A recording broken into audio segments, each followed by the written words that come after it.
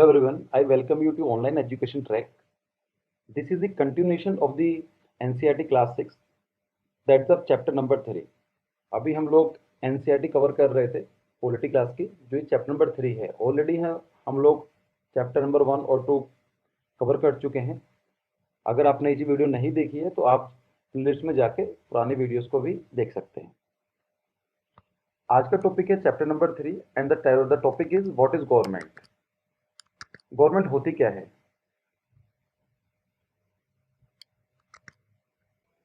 So what is government? Government by the definition is the organization that is governing authority of a political unit. एक political unit की वो authority होती है जो governing का काम करती है। And the apparatus through which governing body functions and exercise authority, जिसके द्वारा वो अपनी एक authority को exercise करती है। So the next thing is what is franchise? Franchise का मतलब होता है a privilege or a right, किसी का अधिकार है officially granted by to a person or a group by the government, specifically by the constitution or statutory right to vote. Franchise का simple मतलब है कि एक तरह का अधिकार होता है, प्रिविलेजेस होती है, जिसके द्वारा कोई इंसान या ग्रुप सरकार के द्वारा उसको ये अधिकार दिया जाता है वोट करने का। That's the right to vote. ये नॉर्मली क्या होता है, संवैधानिक होता है, कॉन्स्टिट्यूशन में लिखा होता है, या फिर सरकार के द्वारा एक बिल पास कर दिया जाता है। Each country needs a government to make important decisions and function as well. हर एक सरकार के बारे में बात करते हैं। हर एक देश को एक सरकार चाहिए होती है जिसका काम होता है एक इंपॉर्टेंट डिसीजन लेना और एक फंक्शन की तरह काम करना। The decisions may be economical, education and social. जो सरकार को डिसीजन लेने होते हैं वो इकोनॉमिकल बेसिस पर हो सकते हैं कि कोई देश में कौन सा फंक्शन कैसे काम करेगा, एग्रीकल्चर कैसे काम करेगी, मैन्युफैक्चरिंग कैसा होगा, या एजुकेशन से रिलेटेड हो सकते हैं, या फिर सोशल के इश्यूज से रिलेटेड हो सकते हैं। The government also take care of international boundaries and relations with the other countries. एक सरकार दूसरी सरकार से भी कम्युनिकेट करती है। फॉर एग्जांपल ये इंडिया है और एक दूसरी कंट्री हम लोग बाल ले सकते हैं, नेपाल, उधर पाकिस्तान। तो एक जो गवर्नमेंट का काम होता है ये आपस में एक या आसपास की कंट्री उसके साथ भी रिलेशन को मैनेज करती है। It is responsible for the transport facilities and health facilities for the citizen. साथ साथ उसका काम होता है सरकार का ट्रांसपोर्ट फैसिलिटीज को प्रमोट करना, जैसे कि रेलवे सिस्टम हो गया, रोडवे सिस्टम हो गया, उसके लिए इंफ्रास्ट्रक्चर तैयार करना है, उनके लिए बसेस को तैयार करना है, ट्रेन करना है, एयरपोर्ट करना है, और साथ साथ फैसिलिटी, हेल्थ फैसिलिटी को भी ध्यान रखना है। जैसे आज की डेट के अंदर कोविड-19 चल रहा है तो सरकार इसमें काफ़ी मेहनत कर रही है किसी तरह से कोविड-19 को कंटेनमेंट किया जाए या ख़त्म किया जा सके। The government work at different level. जो सरकारें होती हैं अलग अलग लेवल पर काम करती हैं। फॉर एग्जाम्पल केंद्र सरकार होती है जो नेशनल लेवल पर काम करती है, राज्य सरकारें होती हैं जो एक राज्य के लेवल पर काम करती हैं, जैसे उत्तर प्रदेश की सरकार हो गई, दिल्ली की सरकार हो गई है, और एक होती है लोकल लेवल पर काम करती हैं, जैसे पंचायती राज इंस्टीट्यूशन या फिर म्यूनिसिपैलिटीज जो एक छोटे एरिया में काम करती हैं।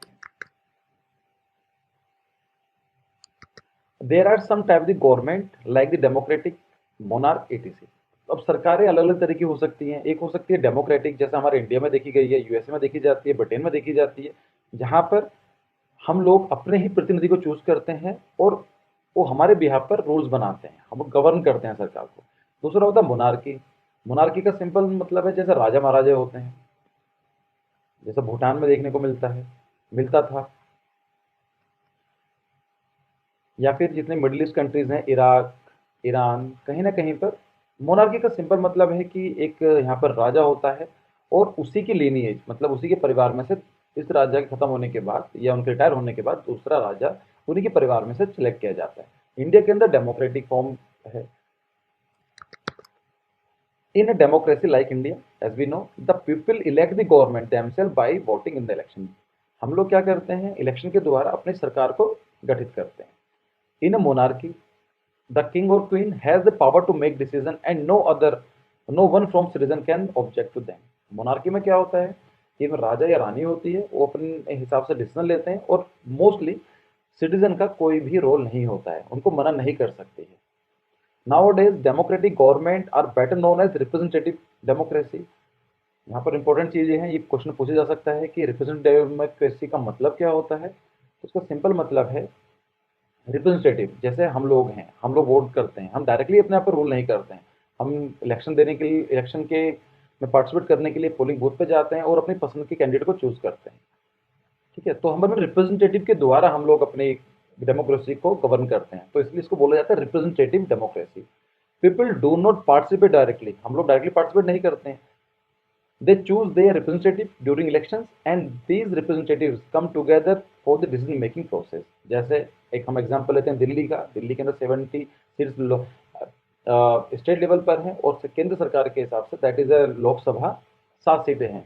तो हम लोग अपने डिफरेंट लोग अपने रिप्रेजेंटेटिव को इलेक्ट करते हैं और वे लोग जाकर पार्लियामेंट में बैठते हैं और रूल्स बनाते हैं, डिसीजन लेते हैं हमारे लिए। All adults in the country are eligible to vote according to the universal adult franchise। और एक जो एडल्ट है इंडिया के अंदर उसको वोट करने का अधिकार है और उसी को बोला जाता है यूनिवर्सल एडल्ट फ्रेंचाइज। इसको देख लेते हैं कि मतलब क्या होता है। यूनिवर्सल का मतलब होता है यूनिवर्सल, सबके लिए। एडल्ट मीन्स अगर इंडिया के अंदर ये 18 एज है, मोस्टली कंट्रीज में 18 एज होती है, लेकिन ऊपर नीचे भी की जा सकती है। एक डिफाइन किया जाता है कि एडल्ट क्या माना जाता है, नॉर्मली 18 साल माना जाता है। फ्रेंचाइज का मतलब होता है राइट टू वोट। सो इसका मतलब हो गया the rule that allows all the adult in the country irrespective of caste, creed, gender, literacy, occupation etc to vote and take part in the election is the universal adult franchise। A simple definition of the universal adult franchise। इसका मतलब क्या होता है कि किसी भी देश के अंदर जो एडल्ट होते हैं वो अपने इलेक्शन में पार्टिसिपेट करते हैं और एक सरकार को गठित करते हैं। जो एडल्ट होते हैं जिनको वोट देने का अधिकार होता है वो सभी के लिए होता है, that's why it is called as universal. और किसी भी कास्ट के ऊपर नहीं हो सकता है। इट इज नॉट अबाउट कि ब्राह्मण देंगे या फिर शूद्रा देंगे, नहीं, सभी के लिए होता है। क्रीड के लिए होता है, उसी कोई भी क्रीड रही हो। जेंडर के लिए होता है, और मेल हो सकता है, फीमेल हो सकते हैं या फिर ट्रांसजेंडर हो सकता है। लिटरेसी, कोई आदमी कितना पढ़ा हो सकता है या फिर कोई आदमी बिल्कुल भी पढ़ा नहीं हो सकता है, तब भी उसको वोट देने का अधिकार है। अगेन द ऑक्यूपेशन, ऑक्यूपेशन का मतलब है कोई आदमी कुछ भी काम कर रहा है, उसके respective of his occupation he is entitled to vote in election. उसको बोलते हैं यूनिवर्सल एडल्ट फ्रेंचाइज। अभी हमने लास्ट स्लाइड में चेक देखा था कि जो गवर्नमेंट होती है डिफरेंट तरह लेवल्स पर काम करती है। जैसे हम नेशनल लेवल बात करते हैं, स्टेट लेवल बात करते हैं, लोकल लेवल बात करते हैं। So India is a representative democracy where people are eligible to vote, elect representative and participate in the decision making the process। The government works at different level, national, state and local। So national level पर क्या होता है, केंद्र सरकार बोलते हैं इस चीज के लिए। It refers to the area of a government which is concerned with the national issues such as taxation, defense, international relations and trade। National जो हमारी केंद्र सरकार होती है वो नॉर्मली इन चीज़ों में काम करती है कि टैक्सेशन कैसे लगाया जाएगा, इंडिया की डिफेंस कैसे देखना है, इंटरनेशनल कम्युनिकेशन, इंटरनेशनल रिलेशन, किसी एक देश के द्वारा के साथ दूसरे देश से कैसे हमें रिलेशन रखने हैं। फॉर एग्जांपल इंडिया और यूएसए के रिलेशन अच्छे हो रहे हैं, इंप्रूव हो रहे हैं। अगर देखा जाए तो इंडिया और पाकिस्तान के रिलेशन इतने अच्छे नहीं हैं। और ट्रेड का देखते हैं कि इंडिया से कोई सामान एक्सपोर्ट किया जाएगा और इंडिया के अंदर दूसरी कंट्री से एक्सपोर्ट किया जाएगा। उसका काम होता है कि जो नेशनल इश्यूज होते हैं उसको नॉर्मली नेशनल लेवल की गवर्नमेंट देखती है, केंद्र सरकार देखती है। फिर होते हैं स्टेट लेवल। जितने भी हमारे इंडिया की बात करें तो जितने भी स्टेट्स हैं उनकी सबकी राज्य सरकारें हैं। उनका काम क्या होता है कि पुलिस फोर्स का देखना है, एजुकेशन सिस्टम देखना है, रोड्स के बारे में देखना है, हेल्थ के बारे में देखना होता है, एग्रीकल्चर के बारे में देखना होता है, जो कि काफ़ी लोकल है।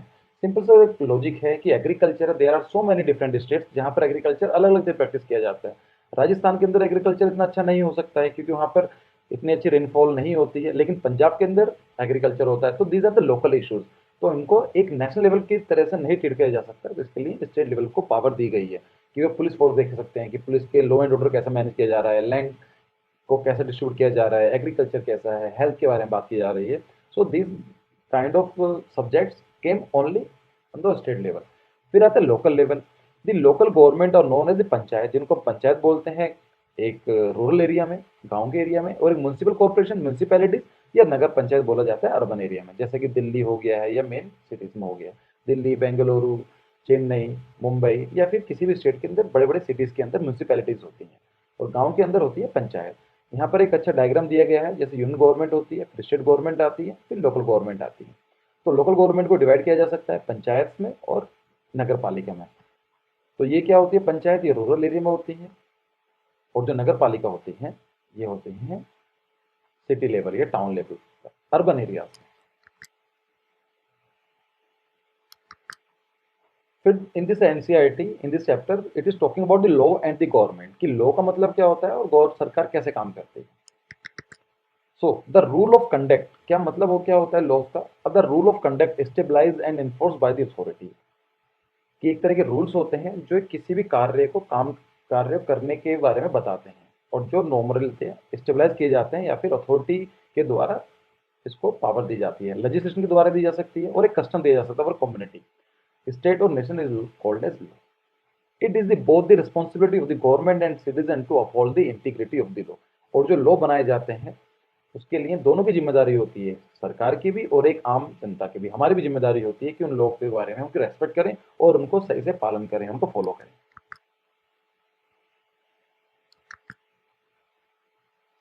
Again the type of government, जैसे मैंने पहले बात की थी, इसका it is a very simple definition, और यहाँ पर दिखाया गया है कि डेमोक्रेसी के अंदर होती है, मोनार्की होती है, कई सारी तरह की और भी गवर्नमेंट हो सकती हैं।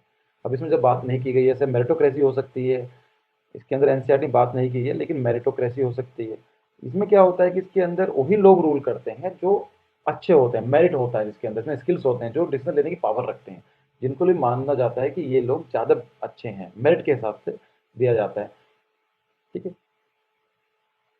सो in democracy here you can see कि यहाँ पर सब लोगों के पास वोट करने का अधिकार है, अपनी बात रखने का अधिकार है। आप देख पा रहे हैं कि सब लोग अपनी बातें रख रहे हैं यहाँ पर, इसको सिंपल तरीके से बताया जा रहा है। ये आदमी बात को टारगेट कर रहा है, अपने अपने आर्ग्यूमेंट दे रहे हैं, अपने बता रहे हैं, अपनी बातें रख रहे हैं। लेकिन मोनार्की में क्या होता है, जो डायग्राम है, यहाँ पर एक मोनार्की एक राजा है और उसको कोई पूछने वाला नहीं है, और जो भी डिसीजन लेगा उसको मानने ही पड़ेंगे आम जनता को। तो this is the basic difference. Democracy को अगर हम और डिटेल में पढ़ें तो democracy is a form of the government run by the elected representative who had been the hold the decision making power. Democracy को एक तरह की सरकार होती है जिसके अंदर जो प्रतिनिधि होते हैं आम जनता के, उनके पास डिसीजन लेने की पावर होती है। द वर्ड डेमोक्रेसी, जो वर्ड है डेमोक्रेसी, दो वर्ड से मिलकर बना है, डेमोस एंड क्रोटोस। तो डेमोस का मतलब ग्रीक का है, लैटिन से आया है वर्ड। तो डेमोस का मतलब होता है rule of the people, demos का मतलब होता है पीपल, क्रोटोस का मतलब होता है रूल। तो डेमोस का मतलब पीपल एंड क्रोटोस का मतलब होता है रूल करना। तो लोगों के द्वारा ही रूल किया जाता है, इट्स कॉल्ड डेमोक्रेसी। इसको हिंदी बोला जाता है गणतंत्र। It can be classified into direct और इनडायरेक्ट, ये दो तरह की डिवाइड किया जा सकता है, कि डायरेक्ट हो सकती है और इनडायरेक्ट तरीके से हो सकती है। डायरेक्ट डेमोक्रेसी और इनडायरेक्ट डेमोक्रेसी में डिफरेंस अभी हम देखते हैं, लेकिन अगर एग्जांपल देखा जाए तो हमारे इंडिया में इनडायरेक्ट डेमोक्रेसी होती है। क्यों? क्योंकि हम लोग इलेक्शन दे के लिए वोटिंग में पार्टिसिपेट करते हैं, अपने प्रतिनिधि को चूज करते हैं, और वो हमारे ऊपर ऐसे रूल्स बनाता है और हमें गवर्न करता है, हमारे बिहाफ पर हमें ही गवर्न करता है। इट इज डायरेक्ट, हम लोग डायरेक्टली नहीं कर रहे हैं। जबकि डायरेक्ट डायरेक्ट में क्या होगा कि हम अपने आप पर ही रूल बनाते हैं। डायरेक्ट डेमोक्रेसी मोस्टली देखी जाती है छोटे देशों में, जैसे कि स्विट्जरलैंड में, जहाँ पॉपुलेशन बहुत कम है। इंडिया के अंदर ये पॉसिबल नहीं है। मोनार्की, जिसने बात की थी, monarchy refers to the rule by the queen और king. Sometime a king is called as emperor, जिसको हम एम्परर, राजा को एम्परर बोला जाता है। It is a government with the hereditary head of the state. Hereditary का मतलब होता है कि जो इनका जो राजा है, ये इनका जो जो उनके चिल्ड्रंस होंगे, इनके जाने के बाद वो ही रूल करेंगे। डायनेस्टी रूल ही बोला जाता है। It can be classified in two types, absolute हो सकती है और कॉन्स्टिट्यूशनल मोनार्की हो सकती है। एब्सोल्यूट का मतलब है कि बिल्कुल तानाशाह डिक्टेटरशिप हो सकती है, और एक जैसे कि हम लोग देखने को मिलता है अभी आज की प्रेजेंट के सिनेरियो में नॉर्थ कोरिया में। एक हो सकती है कॉन्स्टिट्यूशनल मोनार्की, की मोनार्की तो है लेकिन कई सारे राइट दिए गए हैं, संविधानिक मोनार्की है।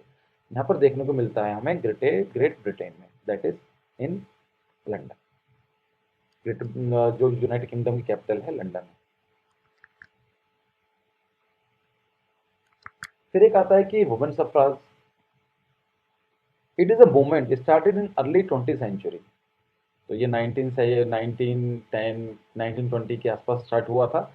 Century vigorously for many reason demanding equality with man and right to vote, जिसके इस मूवमेंट के अंदर वुमेन के द्वारा ये डिमांड की गई कि हमें भी मैन के बराबर इक्वल राइट दिए जाए, राइट टू वोट करने का। पहले क्या होता था, नॉर्मली जो मैन होते थे वो ही वोट करते थे, लेकिन 20th सेंचुरी में देखने को मिलता है कैसे डिमांड हुई, और इंडिया के अंदर it was the first country जिन्होंने पहली बार में सबको दे दिया। अदरवाइज हम देखते हैं कि ग्रेट ब्रिटेन में 19 अराउंड 1945 में जाकर वोटिंग का अधिकार दिया गया वुमेन्स को, लेकिन इंडिया के अंदर 1947 हमारा देश आज़ाद होता है और एक ही बार में सभी को राइट टू वोट दे दिया गया। जैसा आप यहाँ पर देख पा रहे हैं कि यहाँ पर एक लेडी है और he is exercising his right to vote. फिर एक आता है कि इलेक्शन, जिसके अंदर बात की गई है इलेक्शन का मतलब क्या होता है।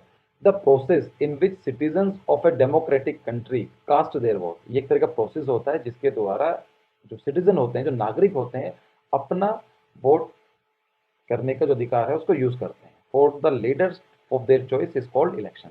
और ऑफ कोर्स वो अगर वोट दे रहे हैं तो अपने ही पसंद के लीडर्स को देंगे। The elected leaders from the government leader. और जो ये हम लोगों ने इलेक्ट किए होते हैं यही आगे जाके सरकार बनाते हैं। जैसे हम लोग देखते हैं नॉर्मली बीजेपी गवर्नमेंट है या कांग्रेस की गवर्नमेंट है, आम आदमी पार्टी की गवर्नमेंट है, जिसके पास ज़्यादा मेजोरिटी होती है, जो जीतते हैं वही सरकार बनाते हैं। तो इलेक्शन का मतलब क्या हो गया, एक तरीका एक प्रोसेस होता है। इंडिया में इलेक्शन कमीशन ये काम करवाती है जिससे किसी भी पार्टी को डिस्प्रोपोर्शनेट बेनिफिट ना हो या गलत प्रैक्टिस को फॉलो ना किया जा सके, जिससे हर एक पार्टी को, हर एक इंडिविजुअल को एक फेयर एंड फ्री चांसेस मिले, सबको बराबर का चांस मिले।